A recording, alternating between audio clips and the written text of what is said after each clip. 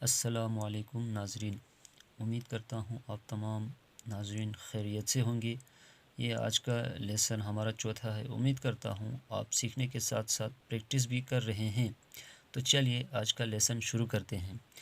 आज का जो हमारा टॉपिक है वो short forms for common words. जैसा कि आप जानते हैं कि जब भी हम शॉर्ट हैंड में लिखते हैं तो उसमें जो कंसोनेंट होते हैं 24 कंसोनेंट और जो 12 वावेल और 4 डिप्थोंग के हैं उनको मिलाकर हम वर्ड्स और सेंटेंस बनाते हैं।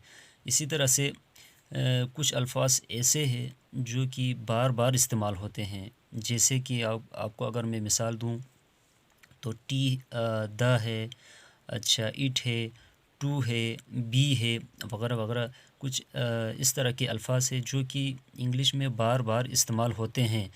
तो इसके लिए शॉर्ट हैंड में सिंगल साइन के ज़रिए से लिखते हैं ताकि हम अपने जो स्पीड है उसको बरकरार रख सकें। तो चलिए इसको शुरू करते हैं।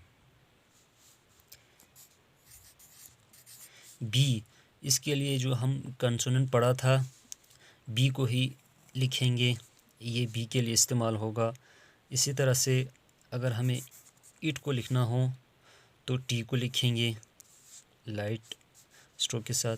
इसी तरह से अगर डू है, इसको अगर हम बोल्ड करके लिखें इसी टी को तो ये डू के लिए होगा, जैसे कि आप देख सकते हैं। इसी तरह से विच है,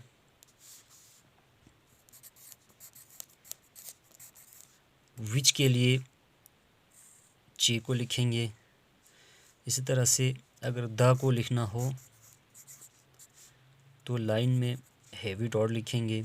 इसी तरह से टू है, टू को अगर लिखें तो पी को हाफ करके लाइन के साथ लिखें लाइट स्ट्रोक के साथ, तो ये टू के लिए इस्तेमाल होगा।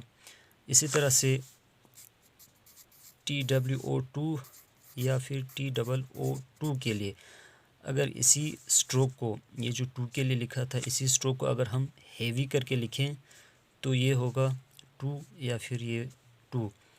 इसी तरह से अगर बट के लिए इसी टी को अगर हम हाफ करके लिखें तो ये बट के लिए होगा। और हु के लिए जो जे है उसको अगर हम हाफ करके लिखें तो ये जे के लिए होगा और इसे लाइन में लिखना है। उम्मीद करता हूँ आपको समझ आया होगा। इंशाल्लाह आप इसको प्रैक्टिस भी करेंगे और अगले लेसन का इंतज़ार करेंगे। अल्लाह हाफिज़।